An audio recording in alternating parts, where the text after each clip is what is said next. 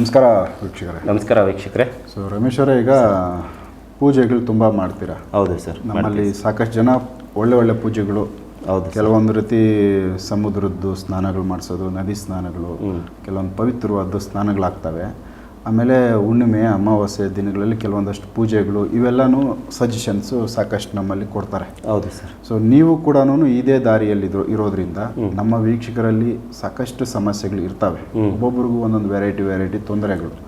ಕೆಲವೊಂದು ರೀತಿ ಈ ಅಮಾವಾಸ್ಯೆ ಆಗ್ಬೋದು, ಇಲ್ಲ ಈ ಥರ ನದಿ ಸ್ನಾನಗಳಾಗ್ಬೋದು, ಇಲ್ಲ ಸಮುದ್ರ ಸ್ನಾನಗಳಾಗ್ಬೋದು. ಯಾವ ರೀತಿ ಮನುಷ್ಯನಿಗೆ ಒಂದು ಬೆಳವಣಿಗೆ ಕೊಡೋದು, ಇಲ್ಲ ಅವನಲ್ಲಿರೋ ಸಮಸ್ಯೆ ದೋಷಗಳನ್ನ ಸರಿಪಡಿಸೋದು, ಇವುಗಳಿಗೆ ಸಂಬಂಧಪಟ್ಟಂತೆ ಆ ದಿನಗಳಲ್ಲಿ, ಆ ಸ್ನಾನಗಳಲ್ಲಿ, ಇಲ್ಲ ಆ ಒಂದು ಪೂಜೆಗಳಲ್ಲಿ ಅವನನ್ನು ಯಾವ ರೀತಿ ಚೇಂಜ್ ಮಾಡ್ಬೋದು. ಒಬ್ಬ ವ್ಯಕ್ತಿಗೆ ಇಂಥದ್ದು ಸಮಸ್ಯೆಗಳಿದ್ದಾಗ ಅವುಗಳನ್ನ ಹೊರಗಡೆ ತರಗಿಬೇಕು ಅಂದರೆ ಆ ದಿನಗಳಲ್ಲಿ ಏನೆಲ್ಲ ಒಂದಷ್ಟು ವಿಚಾರಗಳನ್ನ ನೀವು ಬಳಸ್ಕೊಂಡು ಸರಿ ಮಾಡೋಕ್ಕೆ ಸಾಧ್ಯ? ನೋಡಿ ಸರ್, ತುಂಬ ಜನಕ್ಕೆ ತುಂಬ ಸಮಸ್ಯೆಗಳಿರುತ್ತೆ. ಕೆಲವರ ಈಗ ಯಾರೋ ಒಬ್ಬರು, ಕೆಲವರು ಇದು ಎಷ್ಟು ಇದು ಯೂಸ್ಫುಲ್ ಅಂದರೆ ನಮ್ಮ ವೀಕ್ಷಕರಿಗೆ ಇದು ತುಂಬ ದೊಡ್ಡ ಅನುಕೂಲ ಆಗುತ್ತೆ. ಇದು ಯಾವ ಥರ ಮಾಡ್ಕೋಬೇಕು ಅಂತಂದರೆ, ಪ್ರತಿ ಅಮಾವಾಸ್ಯೆ ದಿನ ನಾನು ಕೊಡೋ ತಂತ್ರನ ಇವ್ರು ಮಾಡಿಕೊಂಡ್ರೆ ಇವ್ರಿಗೆ ಹಣಕಾಸಿನ ಅಭಿವೃದ್ಧಿ, ಆರೋಗ್ಯ, ಮತ್ತು ಮನೆಯಲ್ಲಿ ಏನೇ ತೊಂದರೆಗಳಿದ್ರು, ಯಾರಿಗೆ ಜಾಬ್ ಸಿಗ್ತಾ ಇಲ್ಲ, ಕೆಲಸಗಳಾಗ್ತಾ ಇಲ್ಲ, ಒಂಥರ ಮಂಕು ಬಡ್ದಿದೆ, ಮೈಯಲ್ಲಿ ನೆಗೆಟಿವ್ಸ್ ಇದೆ, ದೋಷಗಳಿದೆ ಅಂದರೆ ಇದು ಹೋಗುತ್ತೆ. ನೋಡಿ, ಸಮುದ್ರದಿಂದನೇ ನಾವು ಉಪ್ಪು ತಯಾರಿಸ್ತೀವಿ. ಉಪ್ಪು ಆ ಉಪ್ಪಲ್ಲಿ ಎಷ್ಟೋ ದೋಷಗಳ ನಿವಾರಣೆ ಆಗುತ್ತೆ. ಪ್ರತಿದಿನನೂ ನಾವು ಉಪ್ಪು ಬಳಸ್ತಾನೆ ಇರ್ತೀವಿ. ಪ್ರತಿದಿನನೂ ಉಪ್ಪು ಬೇಕೇ ಬೇಕು. ಮನುಷ್ಯನ್ಗೆ ಉಪ್ಪಿಲ್ಲ ಅಂದರೆ ಇರೋಕ್ಕಾಗಲ್ಲ. ಊಟಕ್ಕೆ ಅದೇನೋ ಹೇಳ್ತಾರಲ್ಲ, ನಮ್ಮ ಉಪ್ಪಿಗಿಂತ ರುಚಿ ಬೇರೆ ಇಲ್ಲ ಅಂತ. ಆ ರುಚಿನೇ ಅಷ್ಟು. ಉಪ್ಪು ಹಾಕಿಲ್ಲ ಅಂದರೆ ಸಾಂಬಾರೇ ಚೆನ್ನಾಗಿರಲ್ಲ. ಈ ತಂತ್ರಗಳನ್ನೆಲ್ಲ ಮಾಡ್ಕೊಂಡು ಯಾವ ಥರ ಮಾಡ್ಕೋಬೇಕು ಅಂತಂದರೆ, ಈ ಹಣಕಾಸಿನ ಅಭಿವೃದ್ಧಿ, ಆರೋಗ್ಯ, ನೆಗೆಟಿವ್ಸ್ ಎಲ್ಲ ಕ್ಲಿಯರ್ ಆಗಬೇಕು ಅಂದರೆ ಇದು ಒಂದು ಪುಣ್ಯ ಕ್ಷೇತ್ರಗಳಲ್ಲೇ ಹೋಗಿ ಮಾಡ್ಕೋಬೇಕು. ಇಲ್ಲ ಅಂದರೆ ಒಂದು ಪರ್ಟಿಕ್ಯುಲರ್ಲಿ ಇಂಥ ದಿನ ಅಂತಾನೆ ಇದೆ, ಆ ದಿನದಲ್ಲೇ ಮಾಡ್ಕೊಂಡ್ರೆ ತುಂಬ ಒಳ್ಳೆಯದು. ಈ ಕೆಲವೊಂದು ಜಾಗ, ಈಗ ಇದು ದಡದಲ್ಲಿರೋ ದೇವಸ್ಥಾನ ಇರಬೇಕು, ಸಮುದ್ರನೇ ಇರಬೇಕು, ಅದು ತುಂಬ 100% ವರ್ಕ್ ಆಗುತ್ತೆ. ಅಲ್ಲಿ ದಡದಲ್ಲಿ ದೇವಸ್ಥಾನ ಇರಬೇಕು, ಸಮುದ್ರನೇ ಇರಬೇಕು. ಅಂಥ ಜಾಗಗಳಲ್ಲಿ ಹುಡ್ಕೊಂಡೋಗಿ ಇವರು ಅಮಾವಾಸ್ಯೆ ತುಂಬ ಶ್ರೇಷ್ಠ ದಿನ. ಅಮಾವಾಸ್ಯೆ ದಿನ ಸಮುದ್ರದಲ್ಲಿ ಒಂದು ಉಪ್ಪು, 3 ಇಡಿ ಉಪ್ಪು ತಗೊಂಡು ಅವ್ರಿಗೆ ತಲೆಗೆ 9 ಬಾರಿ ಈ ಥರ ಇಳಿ ತಗೊಂಡು ಆಂಟಿ ಕ್ಲಾಕ್ ವೈಸ್ ಈ ಥರನೂ ಮಾಡಿಕೊಂಡು ತಲೆಯಿಂದ ಕಾಲಿಗೆ ಒಂದು 3 ಸತಿ 9 ಸತಿ ಇಳಿ ತಗೊಂಡು ಅಮಾವಾಸ್ಯೆ ದಿನ ಸಮುದ್ರ ಸ್ನಾನ ಮಾಡಬೇಕು. ಸಮುದ್ರದಲ್ಲಿ ಉಪ್ಪನ್ನೇ ತಗೊಂಡೋಗಿ ಉಪ್ಪನ್ನ ಇಳಿ ತೆಗೆದು ಸಮುದ್ರದಲ್ಲೇ ಸ್ನಾನ ಮಾಡಬೇಕು. ಅಮಾವಾಸ್ಯೆ ದಿನ ಮಾಡಿ ಅದನ್ನ ಅವರು ಕೈಯಲ್ಲಿ ನೀರು ಹಿಡ್ಕೊಂಡು ಬೇಡ್ಕೋಬೇಕು, ನಮ್ಮೆಲ್ಲ ಕಷ್ಟಗಳು ನಿವಾರಣೆ ಆಗಲಿ ಅಂತ. ಸಮುದ್ರದಲ್ಲಿ ಮುಳುಗಿ ಸ್ನಾನ ಮಾಡಿ ಆ ದಡದಲ್ಲಿರೋ ದೇವಸ್ಥಾನನ ದರ್ಶನ ಮಾಡಿ ಅರ್ಚನೆ ಪೂಜೆಗಳನ್ನ ಮಾಡ್ಕೊಂಡು ಬರಬೇಕು. ಅವತ್ತಿನ ದಿನ ಅವರು ಏನು ಬಟ್ಟೆ ಹಾಕೊಂಡು ಹೋಗಿರ್ತಾರೆ ಮನೆಯಿಂದ, ಅದು ಬಟ್ಟೆನ ಮನೆಗೆ ವಾಪಸ್ ತಗೊಂಡು ಬರಬಾರ್ದು. ಅದು ಕೂಡ ತುಂಬ ಇಂಪಾರ್ಟೆಂಟು. ಹಂಗಂತ ಸಮುದ್ರದಲ್ಲಿ ಎಸಿಬಾರ್ದು, ಕಲುಷಿತ ಆಗುತ್ತೆ, ಪರಿಸರ ಮಾಲಿನ್ಯ. ದಡದಲ್ಲಿ ಮಾಡ್ಬೋದಾ? ವಾಶ್ ಮಾಡಿ ತರಬಹುದು? ಬೇಡ ಸರ್. ಅದು ಒಂದ್ ಜೊತೆ ಬಟ್ಟೆ ಸಮುದ್ರದಲ್ಲಿ ಹೋಗ್ಬಿಟ್ರೆ ಏನ್ ಬಡ್ತಾನೆ ಏನ್ ಬಂದ್ಬಿಡಲ್ಲ.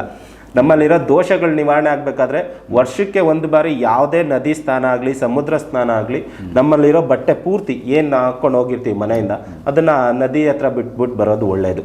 ನದಿಗೆ ಹಾಕ್ಬಾರ್ದು. ನದಿ ದಡದಲ್ಲಿ ತುಂಬಾ ಜನ ಹಾಕಿರ್ತಾರೆ. ಸುಟ್ಟು ಬಿಡ್ಬೋದು ಅಲ್ಲಿ? ಸುಡ್ಬೋದು ಸರ್, ಬಟ್ಟೆನ ಸಾಮಾನ್ಯವಾಗಿ ಯಾರು ಸುಡಲ್ಲ.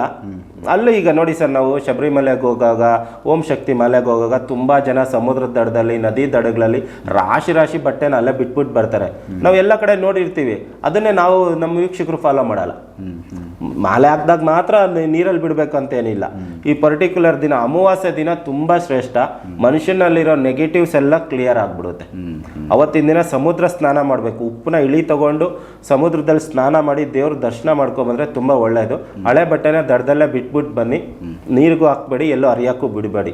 ಅದು ಹೋಗಿ ಎಲ್ಲೋ ಸಿಕ್ಕಾಕೊಂಡು ಬ್ರಿಡ್ಜ್ ಎಲ್ಲೋ ಒಂದು ನಾಲೆಲ್ಲಿ ಸಿಕ್ಕಾಕೊಂಡು ಡಸ್ಟ್ಬಿನ್ ಇರುತ್ತೆ ಕೆಲವೊಂದು ಜಾಗದಲ್ಲಿ. ಆಚೆನೂ ಬೇಡ ಸರ್, ತುಂಬಾ ಜನ ಹಾಕಿ ಅದಕ್ಕೆ ಅಂತ ಜಾಗ ಮಾಡಿರ್ತಾರೆ. ಅಲ್ಲಿ ತಗೊಂಡೋಗಿ ಅಲ್ಲಿ ಹಾಕ್ಬಿಟ್ಟು ಸ್ನಾನ ಮಾಡ್ಕೊಂಡು ಭಕ್ತಿಯಿಂದ ಬೇಡ್ಕೊಂಡು ಅವರು ಮನೆ ದೇವ್ರನ್ನ ತಿಳ್ಕೊಂಡು, ಇಷ್ಟವಾದ ದೇವ್ರನ್ನ ತಿಳ್ಕೊಂಡು, ಆ ದಡದಲ್ಲಿರೋ ದೇವ್ರನ್ನ ತಿಳ್ಕೊಂಡು ಅವತ್ತು ಭಕ್ತಿಯಿಂದ ಸ್ನಾನ ಮಾಡ್ಕೊಂಡು ಬರಬೇಕು. ಅವತ್ತು ಒಂದು ದಿನ ಶುದ್ಧವಾಗಿರ್ಬೇಕು. ಸಸ್ಯ ಆಹಾರ ಸೇವನೆ ಮಾಡಬೇಕು, ಬ್ರಹ್ಮಚರ್ಯ ಪಾಲನೆ ಮಾಡಬೇಕು ಒಂದು ದಿನ. ಅದು ಮಾಡಿದ್ರೆ ತುಂಬ ಒಳ್ಳೆಯದು. ಏನೇ ಡ್ರಿಂಕ್ಸ್ ಸಿಗರೇಟು ಚಟಗಳಿದ್ರೆ ಬಿಡಬೇಕು. ಅವತ್ತು ಒಂದು ದಿನ ಬಿಟ್ಟರೆ ತೊಂದರೆ ಏನೂ ಆಗೋದಿಲ್ಲ. ಒಂದು ದಿವಸಕ್ಕೆ ಅವ್ರಿಗೆ ತುಂಬ 99% ಒಳ್ಳೆಯದಾಗುತ್ತೆ. ಇದು ನಮ್ಮ ವೀಕ್ಷಕರು ಮಾಡ್ಕೊಂಡ್ಲಿ ಅಂತ ನನ್ನ ಮನವಿ.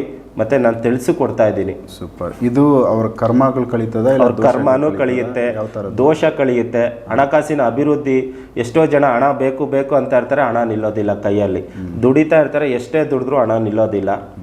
ಸುಮಾರು 99% ದೋಷಗಳು ನಿವಾರಣೆ ಆಗುತ್ತೆ ಸರ್. ಸುಮಾರು ದೋಷಗಳು ಅಂದರೆ ಮೈಯಲ್ಲಿರೋ ನೆಗೆಟಿವ್ಸು, ಏನೋ ಕಷ್ಟ ಕಾರ್ಪಣ್ಯಗಳೆಲ್ಲ ಹೋಗುತ್ತೆ. ವರ್ಷಕ್ಕೊಂದ್ಸತಿ ಇದನ್ನು ಮಾಡ್ಕೊಂಬರೋದು ಒಳ್ಳೆಯದು.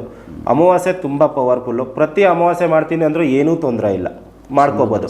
ಆದರೆ ಬಟ್ಟೆ ಮಾತ್ರ ವರ್ಷಕ್ಕೆ ಒಂದ್ಸತಿನೇ ಬಿಡಬೇಕು. ತಿಂಗಳ ಬಟ್ಟೆ ಬಿಡ್ತೀನಿ ಅಂದರೆ ಅದು ಬೇರೆ ದೋಷ ಪ್ರಾಬ್ಲಮ್ ಆಗ್ಬಿಡುತ್ತೆ. ಇವ್ರಿಗೆ ದೋಷ ಬಂದ್ಬಿಡುತ್ತೆ, ರಿವರ್ಸ್ ಬಂದ್ಬಿಡುತ್ತೆ ದೋಷ.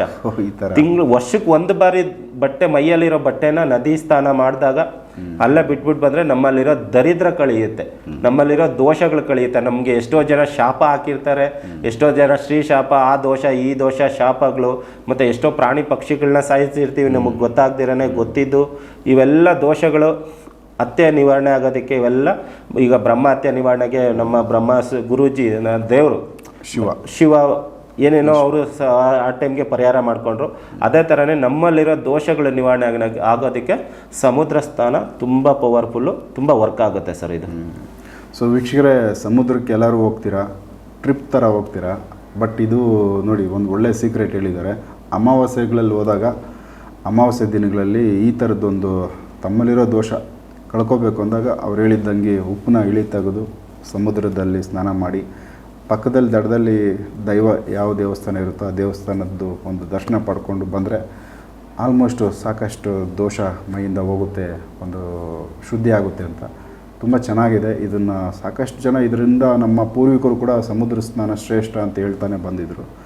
ಆ ಒಂದು ವಿಧಾನಗಳು ನೋಡಿದ್ರೆ ಅಮಾವಾಸ್ಯೆಯಲ್ಲಿ ಮಾಡಿದ್ರೆ ಇನ್ನೂ ಶ್ರೇಷ್ಠ ಆಗುತ್ತೆ. ಸಾಕಷ್ಟು ಇದು ನಮ್ಮ ಕಲ್ಚರು, ನಾವು ಇದನ್ನು ಉಳಿಸ್ಕೋಬೇಕು, ಬೆಳೆಸ್ಕೋಬೇಕು, ಅದನ್ನು ಬಳಸ್ಕೊಬೇಕು ನಾವು.